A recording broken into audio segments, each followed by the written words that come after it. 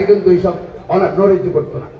সুতরাং যারা ওসমান হত্যাকাণ্ড হতো তাদেরই কোন না গ্রুপ এই ডেইলি স্টার প্রথম আলোর উপরে মিডিয়ার উপর হামলা করেছে, এটার তীব্র নিন্দা জানাই। আপনাদের এখন যেটা হলো ওসমান হাদির মৃত্যুর পরে এই ঘটনাগুলো দেখেন, একদিক দিয়ে প্রথম আলোতে ডেইলি স্টারে আক্রমণ, তারপর আমাদের নিউজের সম্পাদককে জানিয়েছে করা, এটা সম্মানিত মানুষ, প্রবীণ মানুষ, সাংবাদিক, হ্যাঁ, সে সবসময় গণতন্ত্রের পক্ষে।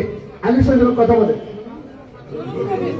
নুরুল কবির সাহেব নিউজের সম্পাদক, তাকে অপমান করছে। এটা বাংলাদেশ বিচার ব্যবস্থা আছে, আইন আছে, আমি এটার তীব্র নিন্দা জানাই।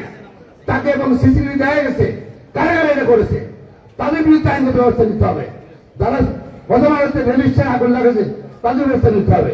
প্রতিটি শিল্প গোষ্ঠীর শাস্ত্রী গোষ্ঠী সে যে মত রাখবে কেন, তার গোলের আগুন লাগাবেন কেন আপনারা?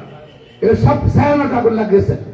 সবকিছু আমি মনে করি বাংলাদেশকে অস্থির যারা করতে চায়, যারা হাতির হত্যাকাণ্ডে জড়িত, তাদের কর্মকাণ্ড এগুলো অনেকগুলো এগুলো বন্ধ করতে হবে এবং সরকারের দাবি জানাই, যদি না পারেন ক্ষমতা ছেড়ে দেন।